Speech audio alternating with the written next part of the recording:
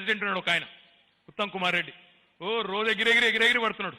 తెల్లారు లేస్తే డామ్ డూమ్ కేసీఆర్ను ఎలగొట్టాలి, కేసీఆర్ను దించేయాలి, గుద్దేయాలి రోజు మాట్లాడుతున్నాడు. అసలు ఆయన పదవి కూడా ఇవాళ ఆయన పిసిసి ప్రెసిడెంట్ అంటే ఆయన టీపీసీసీ ప్రెసిడెంట్ అంటారు, తెలంగాణ ప్రదేశ్ కాంగ్రెస్ కమిటీ. ఆయన పదవి కూడా కేసీఆర్ గారు తెలంగాణ ప్రజలు పెట్టిన భిక్షనే అని చెప్పి నేను చెప్తా ఉన్నా. టీపీసీసీ అనే పేరు ఎడికెళ్ళి వచ్చింది? తెలంగాణ లేకపోతే తెలంగాణ పీసీసీ ఎక్కడిది? ఇదివరకు మీరు మస్తుగా మొత్తుకున్నారు సమైక్య ఆంధ్రప్రదేశ్లో, అయ్యా మా పీసీసీ మాకు ప్రత్యేకంగా వేయండి అని. విన్నారా మీ కాంగ్రెస్ వాళ్ళు?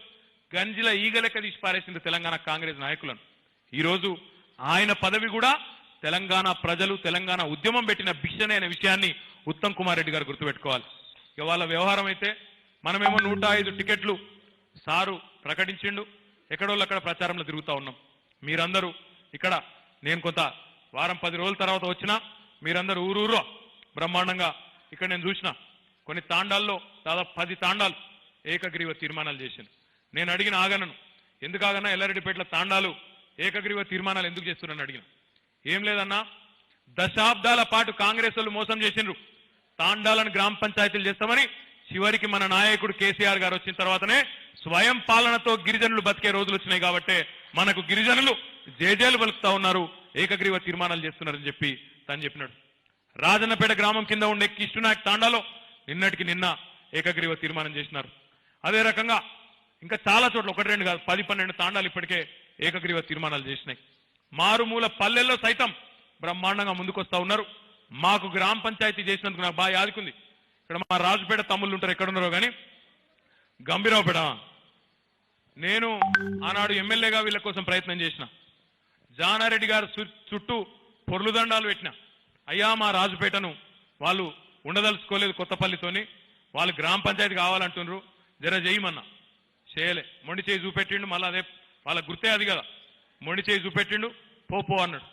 మళ్ళీ ఎప్పటికైంది రాజుపేట మన గ్రామ పంచాయతీలు కానీ మన తాండాలు కానీ మన పల్లెలు కానీ అదే రకంగా రాజుపేట కానీ రాజుపేట లాంటి 4000 మారుమూల పల్లెలు ఈరోజు గ్రామ పంచాయతీలు అయినాయంటే కేవలం కేసీఆర్ గారి ఘనత మాత్రమే విషయాన్ని కూడా నేను మీకు గుర్తు చేస్తా ఉన్నా.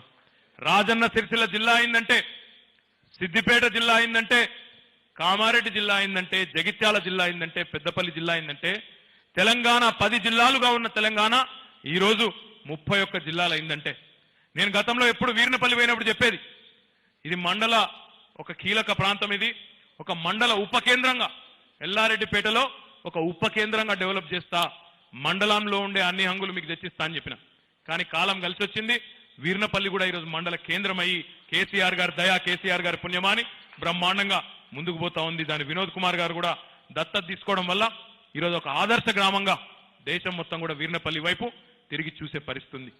చెప్పుకుంటూ పోతే ఈరోజు సిరిసిల్ల నియోజకవర్గంలోని ప్రతి గ్రామంలో, ప్రతి మారుమూల పల్లెలో, ప్రతి తాండాలో కేసీఆర్ గారు ప్రతి నీటి బొట్టులో కూడా కనబడే పరిస్థితున్నది. ప్రతి కరెంటు వైర్లో 24 గంటలు ప్రసరిస్తున్న కరెంటు తీగల్లో కేసీఆర్ గారు కనబడే పరిస్థితున్నది. ప్రతి పేదవాడి మొహంలో ఉండే చిరునవ్వులో ఈరోజు కేసీఆర్ గారు కనబడే పరిస్థితున్నది. ఆసరా పెన్షన్ల రూపంలో 43 లక్షల మందికి పెన్షన్లు ఏవైతే అందుతా ఉన్నాయో వారు అందుకుంటున్న ఆ ఆసరాలో కేసీఆర్ గారు కనబడే పరిస్థితున్నది. మా ఒంటరి మహిళలు, మా అక్క చెల్లెళ్ళు ఎవరైతే భర్తలు కానీ కుటుంబాల నుంచి నిరాదరణకు గురైనారో వారందరి ముఖంలో కనబడే చిరునవ్వులో కేసీఆర్ గారు కనబడే పరిస్థితున్నది. బీడీ కార్మికురాలైన అక్క చెల్లెళ్లకు ఈరోజు చరిత్రలో ఎన్నడూ ఎవరు కూడా వారి గురించి ఆలోచించలేదు. వారికి కూడా 1000 రూపాయల పెన్షన్ ఇస్తూ అద్భుతంగా కేసీఆర్ గారు ఈరోజు ఇన్ని లక్షలాది కుటుంబాలకు ఒక పెద్ద దిక్కుగా నిలిచిన నాయకుడిగా దేశం మొత్తం కూడా గుర్తిస్తా ఉంది. మీ అందరిని నేను కోరేది ఒకటే, సిరిసిల్ల ప్రజలకు కూడా నేను చేసే విజ్ఞప్తి ఒకటే, 4 ఏళ్లలోనే మీరిచ్చిన అవకాశంతో నేను చేయగలిగిన పనంతా కూడా చేసిన, శక్తి మేరకు పనిచేసిన. ఒకవేళ ఇప్పుడు నా మీద నిలబడే అభ్యర్థుల్లో కాంగ్రెస్ అభ్యర్థి కానీ, తెలుగుదేశం అభ్యర్థి కానీ, బీజేపీ అభ్యర్థి కానీ, ఇంకో పార్టీ అభ్యర్థి కానీ నాకంటే బాగా పని చేయగలుగుతారు, ఎమ్మెల్యేగా సిరిసిల్లను నాకంటే బాగా డెవలప్ చేయగలుగుతారు అనుకుంటే నిరభ్యంతరంగా వారికే ఓటేసుకోండి, నాకేం ఇబ్బంది లేదు. ఒకవేళ అట్లా కాదు, కేటీఆర్ అయితేనే. ఏంటండి వీడియో నచ్చిందా? అయితే ఓ లైక్ వేసుకోండి, లేదంటే ఓ కామెంట్ చేయండి. ఎప్పటికప్పుడు మా వీడియోస్ చూడాలంటే సబ్స్క్రైబ్ చేసుకోండి.